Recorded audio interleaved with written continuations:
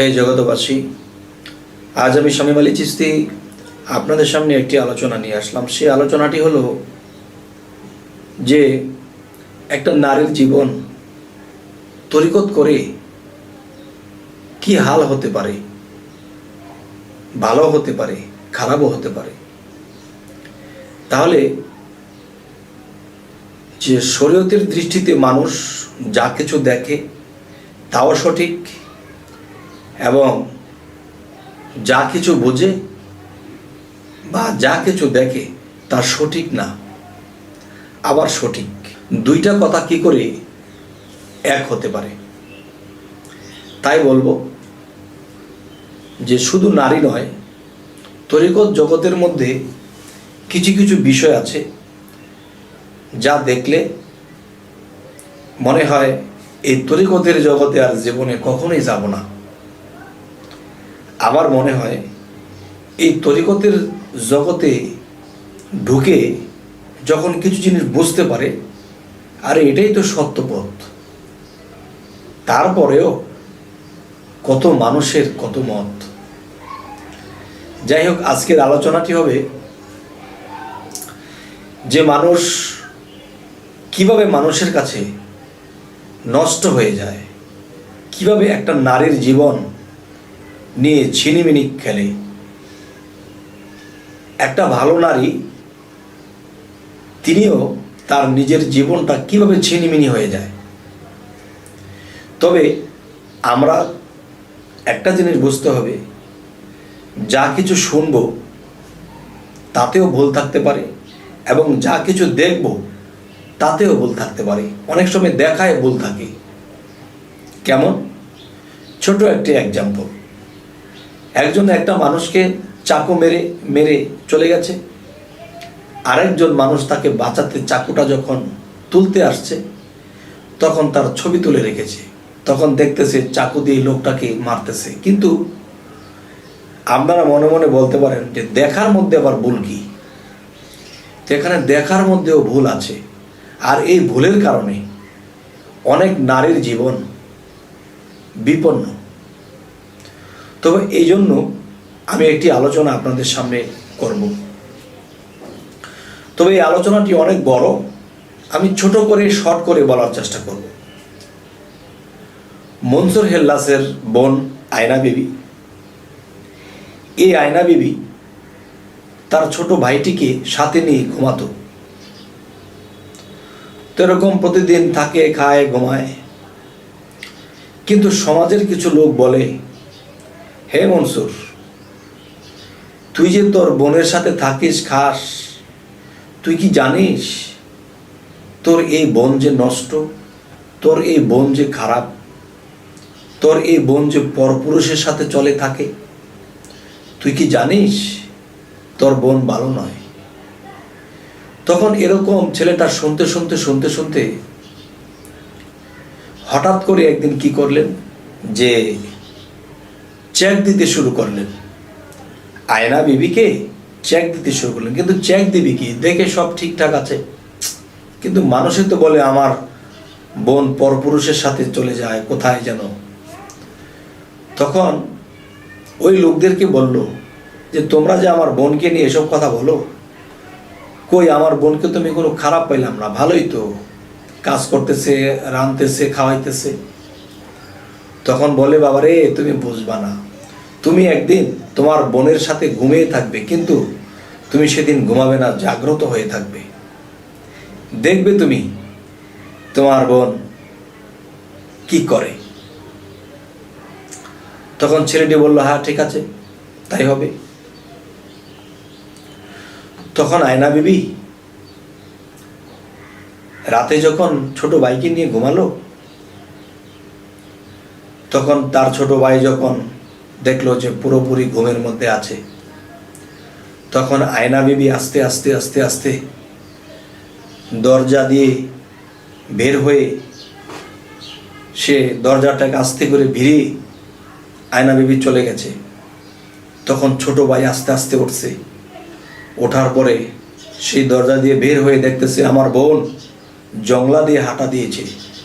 কিরে, লোকজনে তো সত্যই বলেছে তখন সেই বনের পিছনে পিছনে এই জঙ্গল দিয়ে হাঁটতে শুরু করছে। তখন তার বন থেকে তার ভাই অনেক দূরে, একটু লুকিয়ে চুকিয়ে পিছনে পিছনে যাচ্ছে। এরকম করতে করতে অনেক পথ হাঁটলো। তার ভাইটি, ছোট ভাইটি ক্লান্ত হওয়ার অবস্থা, বোনকে ডাকও দিচ্ছে না, আবার উকিঝুঁকি দিয়ে যাচ্ছে। তখন কি হলো যে অনেক দূর পর্যন্ত যাওয়ার পরে এক গহীন জঙ্গল, এই জঙ্গলের দিকে তার ছোট ভাই দেখতে পাচ্ছে যে 12 জন মানুষ, 12 জন পুরুষ লোক সেই জঙ্গলার মধ্যে বসা। তখন মনসুর হিল্লাজ ভাবতেছে, ও এই খবর, তাহলে লোকেরা তো আমাকে সত্যই বলেছে। তখন সে 12 জনের মধ্যে যখন গেল, তখন সে হলো কয়জন? 13 জন। আয়না বিবিকে নিয়ে 13 জন। তখন তার ছোট ভাই ভাবতেছে যে দেখবো তারা কি করে। তখন এই মনসুর হিল্লাজ ছোট ভাই এক গাছের উপরে উঠেছে। এক গাছের উপরে উঠে চুপ করে বসে আছে, তারা কি করে দেখবে। আর মনে মনে বলে, হায় রে, মানুষে তো আমাকে সত্যই বলেছে, আমি তো বিশ্বাস করি নাই। তখন কি হবে? তখন ওখানে 12 জনের ভিতরে 13 জনের ভিতরে একজন হলো উস্তাদ বা গুরু। তখন গুরু বলতেছে, এই আয়না বিবি তো এসে গেছে, নে নে তোরা রুটিটা বন্টন কর। তখন রুটিটা একের পর এক একটা একটা করে দিতে দিতে তাদের হিসেবে রুটি ছিল কয়টি? তাদের হিসেবে রুটি ছিল 13টি, যে 13 জনের জন্য 13 পিস রুটি। এখন একজন ভক্ত এই রুটি সবার প্লেটে দিতে যাইয়া তখন গুরুকে বলতেছে, বাবা রুটি তো আমাদের এখানে 13টা থাকার কথা, কিন্তু রুটি তো 14টা হচ্ছে। এখন রুটি যে 14টা হচ্ছে তো বুঝলাম না, আমরা তো 13টা রুটির গুণে এনেছি। তখন গুরু বলতেছে, বাবারে এখানে অন্য কোনো বিষয় আছে। কি?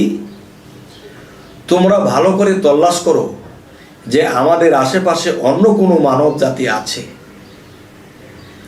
তখন বললো, এই গহীন জঙ্গলে এখানে আমরা 13 জন ছাড়া তোর কেউ নেই, ভালো করে লক্ষ্য করে দেখো। তখন ডাইনে বায়ে দেখে পায় না। তখন বলতেছে গুরু যে, হে ভক্তগণ, তোমরা কি পাচ্ছ না? তোমরা একটু গাছের দিকে তাকাও তো। হাই, তখন দেখে একটা বাচ্চা বসে আছে গাছে। তখন বলতেছে, হে বাচ্চা, নেমে আসো, নেমে আসো। তখন বাচ্চাটা নেমে আসছে। নেমে আসার পরে বলতেছে, বাবা তুমি এখানে কেন, কি করো তুমি? তখন বলতেছে, আপনারা বলেন, আপনারা এখানে কেন? তখন বললো, বাবারে তুমি বাচ্চা মানুষ, রাগান্বিত হচ্ছ কেন? আয়না বিবি বলতেছে, বাবা ইনি তো আমার ছোট ভাই, সে আমার পিছনে পিছনে এসে গেছে, আমি তাকে ঘুম পাড়িয়ে রেখেছিলাম। তখন বলতেছে, ঠিক আছে ঠিক আছে, 14টি রুটি তো, তাকেও রুটিটা দেওয়া হোক। তখন আয়না বিবি বলতেছে, বাবা এই রুটিটা আমার ভাইকে দিবেন না। কেন? আমার ভাই যদি এই রুটিটা খায়, আমার ভাই তো পাগল হয়ে যাবে। তখন বলতেছে যে, ঠিক আছে বাবা, এই রুটিটা আমি বাড়িতে নিয়ে যাব, তাকে একটু একটু করে খাওয়াবো। আর যদি পুরো রুটিটা খেয়ে ফেলে তখন সে পাগল হয়ে যাবে। তখন বলতেছে, ঠিক আছে। তো এখন কথা হলো, তার ছোট ভাই বলতেছে, আমাকে রুটি দিবেন না কেন, আমি খাবো না। বাবা তুমি রুটিটা বাসায় নিয়ে অল্প অল্প ছিঁড়ে ছিঁড়ে খেও, তোমার বোন তোমাকে খাওয়াবে।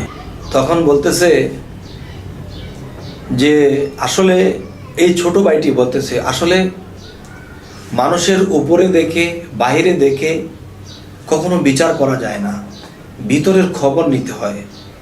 এই লোকজনে বলা বলি করে আমার বোন খারাপ হয়ে গেছে, আমার বোন তো সে তো তার মুর্শিদের কাছে আসছে, এখানে তালিমের শিক্ষা শিখতে আসছে, এলমে তাসাউফের শিক্ষা শিখতে আসছে।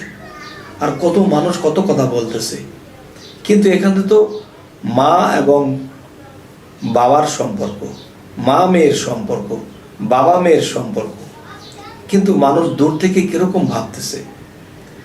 যাই হোক, এখন কথা হলো আজকের যে আলোচনাটি, এই আলোচনাটি যা কিছু শুনতে খারাপ দেখা যায়, যা কিছু দেখতে খারাপ দেখা যায়, আসলে কিন্তু সেখানে কোনো খারাপ নয়। আর সেই রুটিটা যখন মনসুর হেল্লাসকে বাড়িতে নিয়ে খাওয়াবে, তখন বাড়িতে নিয়ে খাওয়াবে, তার ভিতরে চিন্তা হলো আমি কখন রুটিটা খাবো। তার বোন বলছে ভাই আমি কাজ করে এসে তোমাকে একটু একটু করে খাওয়াবো। এখন সেই বাচ্চা তো একদিন, 2 দিন, 3 দিনের মাথায় তো পুরো রুটি খেয়ে ফেলেছে। পুরো রুটিটা খেয়ে আয়নাল হক, আয়নাল হক, তার মানে আয়না হক, আয়না হক। এরপরে বলতে বলতে আয়নাল হক, যে আমি আমার খোদা, আমি আমার খোদা, এরকম একটা শব্দ তার মুখ থেকে বের হতে শুরু করেছে। তখন শরীয়তের দৃষ্টিতে মানুষ বলতেছে এই আল্লাহ খোদা তো একজন আছে, তুমি কিভাবে তোমার খোদা হও? লেগেছে প্যাস। যাই হোক, এর সামনে যাব না। তবে আজকের এই কথাটি এ কারণেই করা হলো যে নারী হোক পুরুষ হোক, তাদের বাহিরে বা তাদেরকে দেখে বা তাদেরকে কোনো কিছু দেখে আমরা মন্তব্য করতে পারবো না, খারাপ বলতে পারবো না। আমরা আগে বিষয়টা ভালো করে জানব, তবে কি হবে, তাহলে আমার আর গীবতকারী হতে হলো না এবং তিনিও একজন মানুষের কাছে দোষী হলো না। তো আজ এই কারণেই এই আলোচনাটি করা হলো যে মানুষ যেন বুঝতে পারে যে আসলে যা কিছু খারাপ দেখতে আসলে তা খারাপ নয়। আর খারাপ থাকবে না কেন, থাকতেও তো পারে। তো আমরা দেখে শুনে বুঝে তার বিচারও করতে হবে। তো আমাদের চ্যানেলের আলোচনা যদি আপনাদের ভালো লাগে তো অবশ্যই সাবস্ক্রাইব করুন, পরবর্তীতে আমাদের ভিডিওগুলো আপনারা পেয়ে যাবেন। তো আজ এই বলেই রাখবো, সকলেই ভালো থাকবেন। আল্লাহ হাফিজ।